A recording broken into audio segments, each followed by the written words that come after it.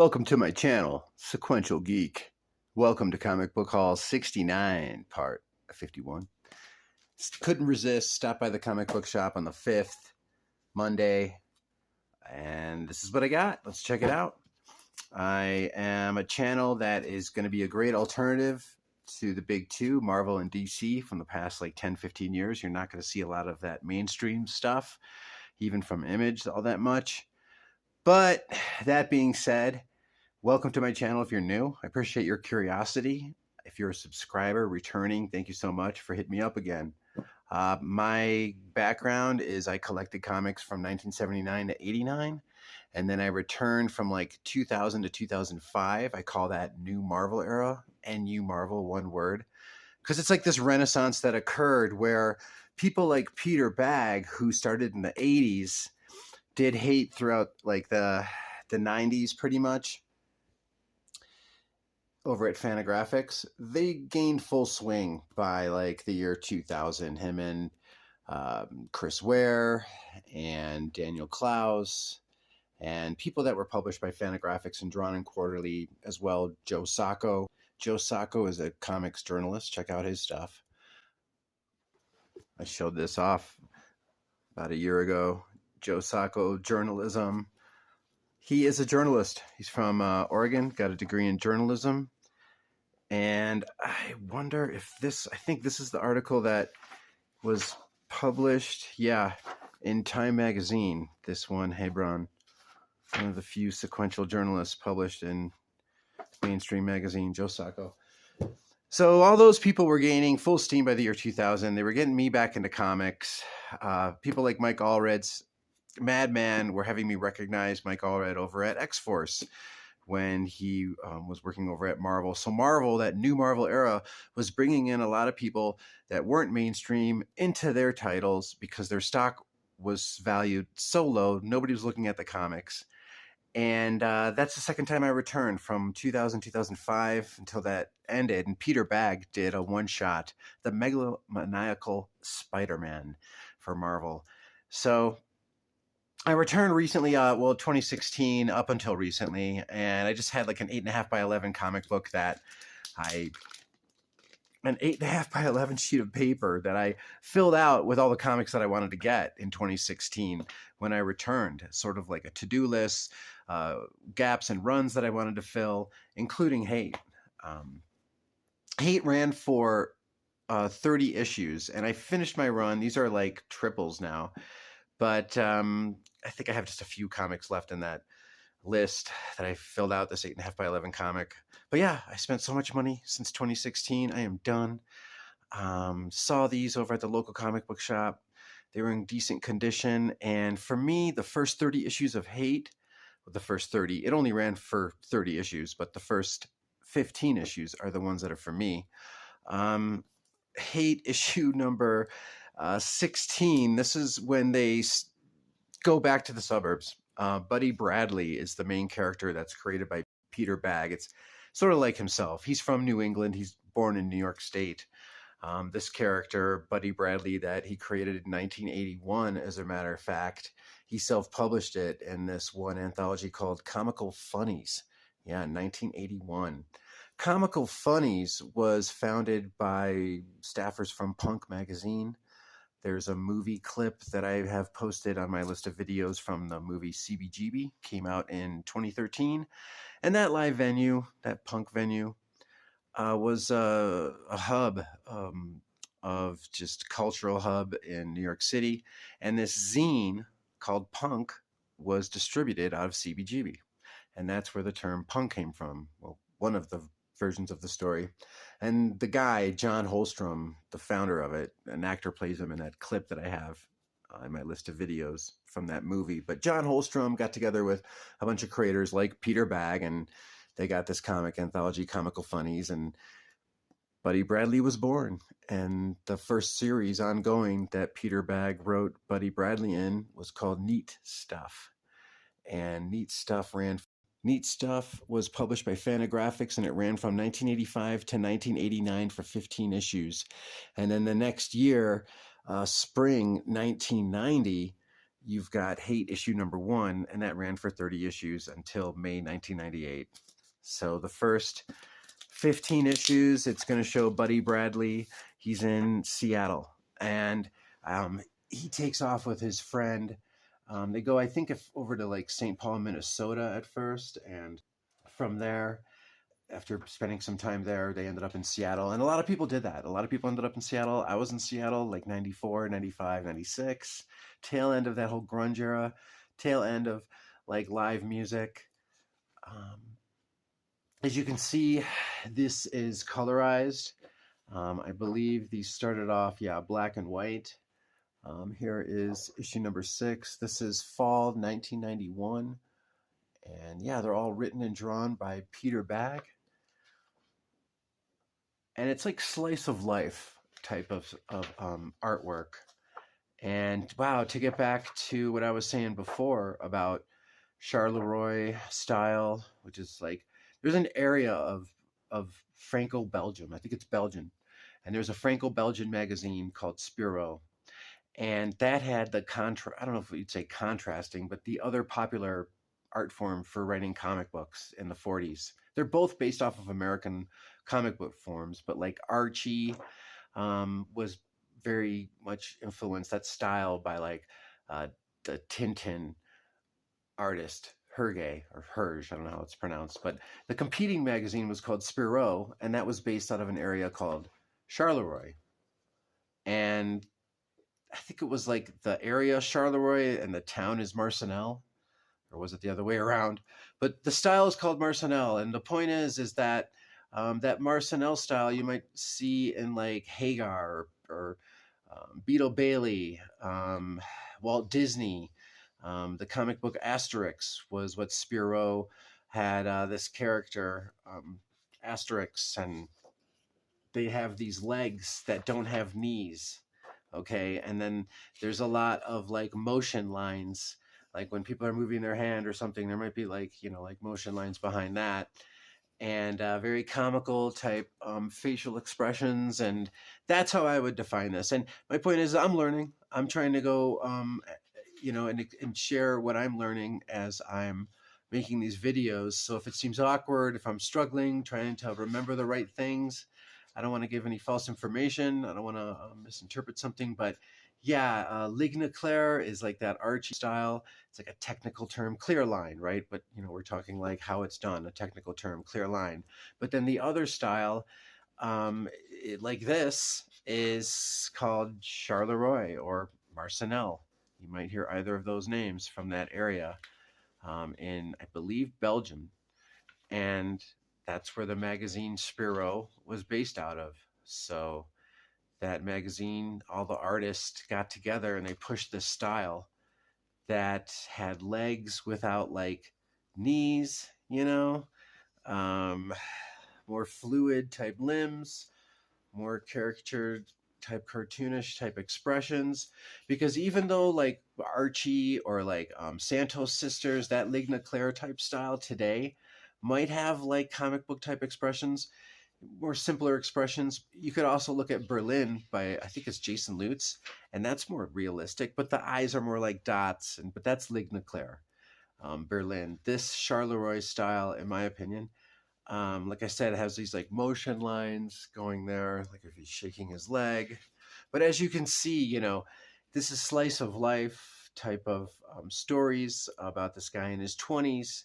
And I would have to say, like, the stuff that I've read about just him talking about relationships and just like the fights that he'd get in, the arguments, sharing a place with his friend, very realistic. I lived it. At least that early part of the 90s. It just brings back some great memories of when I was first exposed to this. Totally different lifestyle. I had dropped comics by like 89, 90, so I was avoiding anything on TV by the mid 90s. And being exposed to this from some friends of mine on the West Coast at the time when I was in Seattle, I just was psyched to be brought into like a whole new world for me, because I knew superhero comics, but then with the whole spec bubble coming on by 1990, I dropped them. And to see stuff like this just blew me away. It was what I was looking for to a certain extent, because also what I was looking for by 1990 was like what was going on with Bendis over with Alex Maleev with Daredevil, or the new X-Men with Frank Quitely and Grant Morrison, like that new Marvel era where they were just kind of building upon the history, but still expanding characterization of these characters. So, slice of life characterization based story from Peter Bagge, written and drawn. Some underground DIY type classic stuff. And, to get on that DIY definition, Fantagraphics, it's a large publisher, but we got people with a DIY background, a lot more skilled, a lot more practice in the art form of cartooning, of doing sequential storytelling, a lot more definitive, skilled line work, right? This guy wrote, drew, inked his own work, Peter Bagge. Now, let's look at some other stuff from the 80s. What was that other story? Night Streets that I showed in a previous haul from Arrow Comics, and then Steck from Silverwolf. It's another type of comic, DIY from the 80s, but now we're talking people that maybe they don't have time. Maybe they got 2 jobs and a family. They don't have time to get into the details of learning art or their line work. Maybe they've only had a couple of courses, or they're self-taught. But there's a couple of different types of comics that are from the 80s that have become very popular, expressions that you might hear, like outlaw comic, okay, or power comic. Right? There's a channel called Power Comics that's with Ben Marra. Ben Marra's got a bunch of comics that he's done that use this style that emulate the 80s style. Either like a front profile or side, like the anatomy's kind of off, the way like the chin meets the neck a lot. I'm not sure if I'm describing that right, but I think Ben Marra does it on purpose. All right. So does Josh Breyer to a certain extent. A lot of artists are emulating the 80s, and they're emulating what they call like power comics, not necessarily outlaw. Outlaw comics, in my opinion, can be very well illustrated, can be very just skillfully written and drawn, but outlaw is like a vengeance story. It involves sex, drugs, violence, in a form of like vengeance, and very gratuitously. And it's more than just power fantasy fulfillment. You've got The Crow, you got Faust, a couple of common outlaw comics. I don't think showing just blood and pain and sadism is an outlaw comic. I don't see that. I think it's fun to maybe term yourself in that group so that you could hitch your comic onto something to make it seem cool. But now this type of style, the outlaw comics came from this era. This is from 1986, same time as those other black and white comics, Night Streets, Stack, Silverwolf comics that I was saying. This is Aircell. Now, Aircell's a backer. It is a publisher. I think, like I was saying before, the more self-published and self-distributed something is, the more DIY, thus the more independent comic it is. But it's not the big two. It's not mainstream, so it can be considered alternative if it's not indie, depending on how much money the backer has. But my point is, you've got your outlaw comics, but then when somebody talks power comics, for me, power comics is not only power fantasy fulfillment as far as the story goes, but it's power fantasy fulfillment as far as just the fantasy of making a comic. You're fulfilling that fantasy. You're giving yourself a little power trip. You don't have the art lessons. You don't have the writing skills, but you're going to do it anyway. And you emulate the type of violence and whatever that you want. You don't care if a car looks like it's too small for somebody to fit in, but it looks cool and you're going to have it in there. And you don't care if that person has a weapon in one scene and where did they put that giant rifle? It's just not in the next scene, It's some people, they don't pay attention to all the details because they got this power fantasy that they want to fulfill, and they got a power comic and they want to do it. And a lot of those came out in the 80s. And the reason that I'm stressing that they didn't have a lot of skill and it's power fantasy fulfillment, because I don't think these people were entirely self-aware of how these comics were going to be termed. I think that they were just like, there's some people making success from black and white comics. I want to get a piece of that. I seeing people doing it, and if maybe I start it and just keep doing it, I'll be successful too. I don't know. I think that that's how a lot of people take these and they just go for it, and I admire that greatly. Look at this. This is fucking dope. It's like, you know, Rob Liefeld, his first company that he signed with, it wasn't Aircell. It was the same company that did Grips and Steck, Silverwolf, like I was saying. But he didn't fulfill the contract because he ended up getting signed with DC and Marvel, and just had momentum going. But when I saw this page right here and the detail that was put into this dude, I was just like, that, and then this, I was just like, wow, this is fucking awesome. So this is Stark Future, same time as Night Streets from Arrow, Stack from Silverwolf, 1986. And this guy is Eli Stark. And some people kidnap him and they're trying to convert him to join the resistance in this issue. 2001, A Space Odyssey. Can you dig it? Jack Kirby. Fucking awesome. Well, you know, it's February 1977. They had issue 2. They didn't have issue 1, but I just dig this cover, and that's why I got it. That's it. This ran for 10 issues. It's the last 3 issues of 2001: A Space Odyssey that have Mr. Machine. He wasn't called Machine Man yet.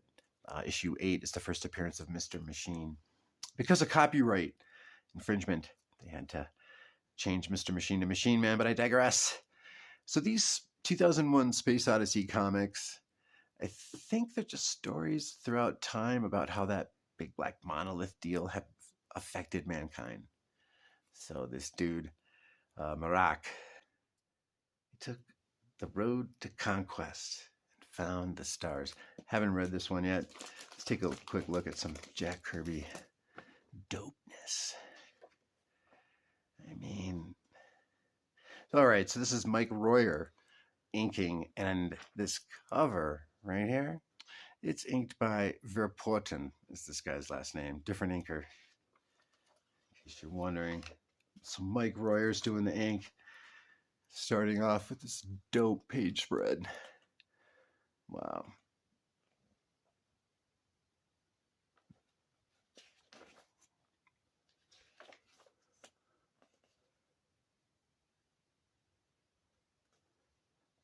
And just action, right? I mean, it's eye-catching.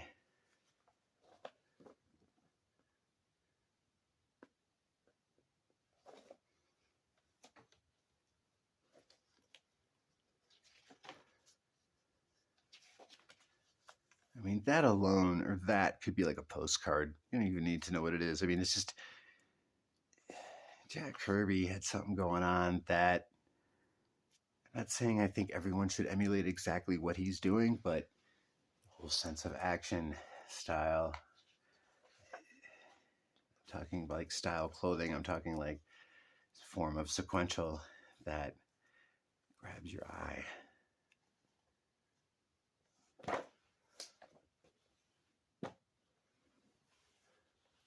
Next up, real quick, a couple of True Believers. Star Wars covers. So this came out the year that Jason Aaron and John Cassaday kicked off that Star Wars comic book series that took place right after Star Wars: A New Hope. Another great Alex Ross cover. I think that's Star Wars issue 7, maybe, that they're doing a cover swipe homage to.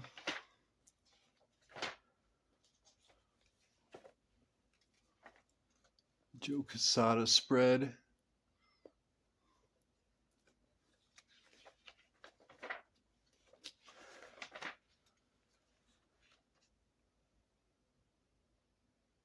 David Peterson.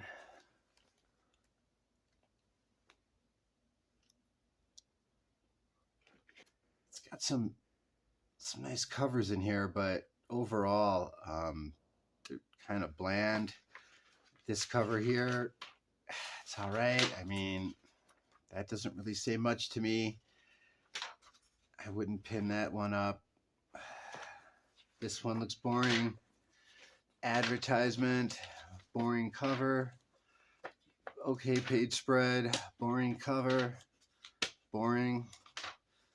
Another advertisement, ad. Yeah, this True Believers for $1 even just doesn't do it for me. Venom, Carnage, True Believers. So this True Believers right here is actually reprinting Amazing Spider-Man 363 from June 1992. All right, dollar book, Ultimate Strike. This is a bad girl book right here. Let me tell you, this lasted for a total of 12 issues. Now, Ultimate Strike issue number 7 has a B cover where she's topless. It's like a photo of this woman that's got like a tattoo painted over her eye. And whoo-wee, it is nasty. She's a nasty girl, I'll tell you. What you want to get really is Ultimate Strike issue number 4. You want that B cover. But let's check out this issue number 7. And it is Mike Shoemaker. And looks like we got ourselves here Brockhorn Jr. doing the art illustrations. This Everett Hartsoe property. Just got this as a fun read.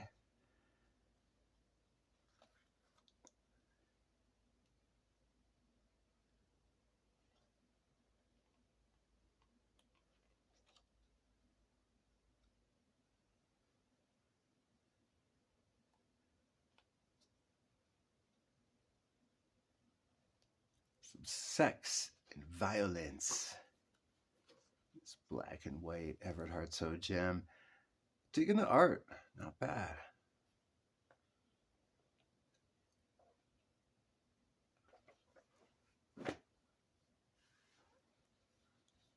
So this was for 8 issues total. Richard Corbin, Shadows on the Grave. It's an anthology. Contains a bunch of 8-page stories written and drawn by the late great Richard Corbin. This is December 2016 for this first issue of Shadows on the Grave. Black and white, yeah. Check that out. That's all right. That's all right. It's a horror anthology. Got a Dark Horse.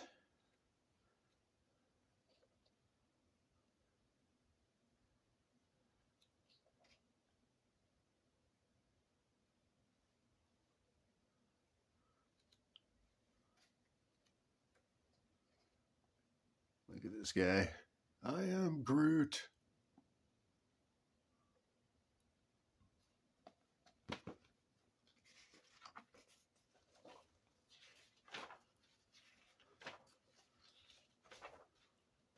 To wrap this up, a couple of trade paperbacks for my reading pleasure. Start off, this is actually the second trade paperback. I remember buying the first issue to this around 2004 when this 12-issue series by Warren Ellis came out. It's about a bunch of different artists, but I remember when this came out and I was just like, I'm just going to wait for the trade. Never got around to it. So I got the second one, issues 7 through 12. And this is just a secret underground world organization. Yeah, Global Frequency. It's a worldwide rescue organization created to deal with any crisis that is too big, too dangerous, or too late to handle by conventional means. So they're just saying, like, regardless of your age and your background, if you're the best at what you do, chances are you're going to end up working for the Global Frequency as humanity's last best chance for survival. I saw this second volume, just figured, all right, as soon as I get to that first one, just take a quick look. Simon Beasley, The Biz, kicking off issue 7 here, first issue of this trade paperback. And what else? Lee Bermejo, Gene Ha.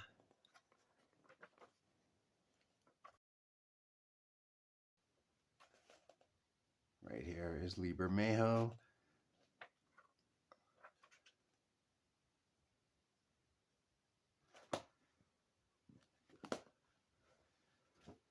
Modesty Blaze. I am so psyched to read this.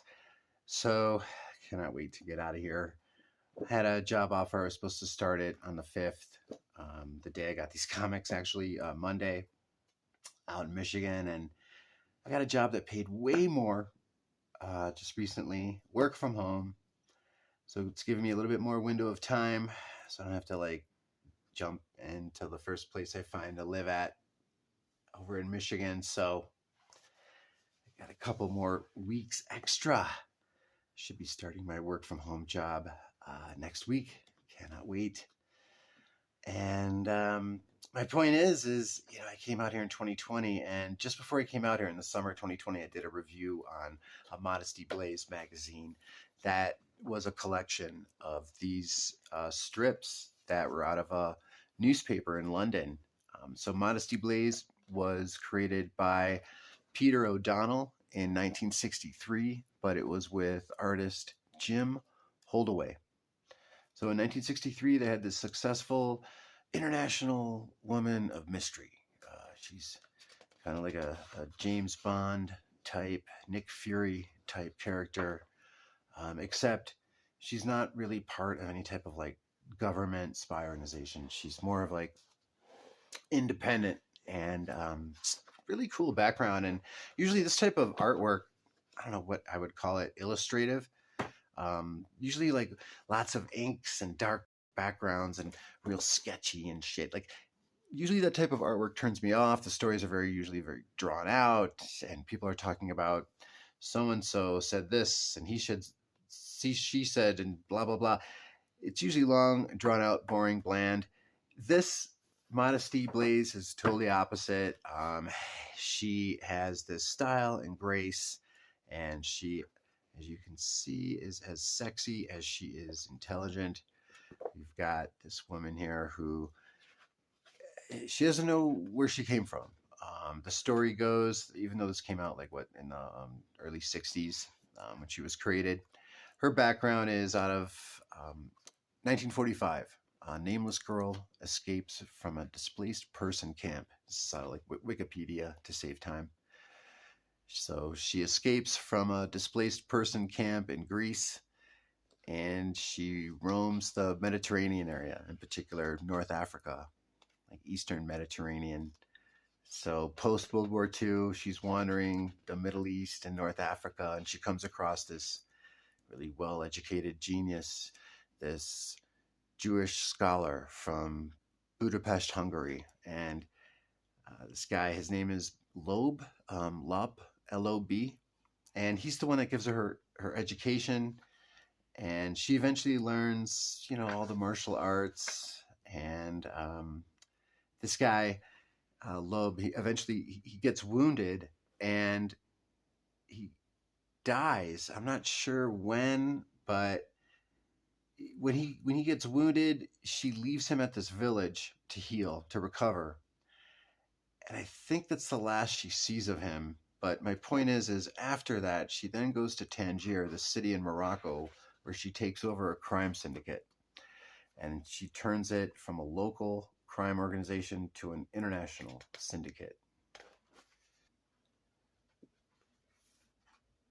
When she was running that crime syndicate, she ended up taking on a sidekick, this guy, Willie Garvin. All the women that he dates are jealous of him for being with Modesty Blaze, and all the flings that Modesty Blaze has with these guys, they're all jealous of Willie Garvin. He's the only guy that she lets stick around. So yeah, thanks a lot for checking out my channel. Let me know what you think of these comics that I've listed. Let me know your feedback. Be that Sequential Geek. Appreciate your time. Much love. Till next time. Keep on collecting, keep on reading. Peace.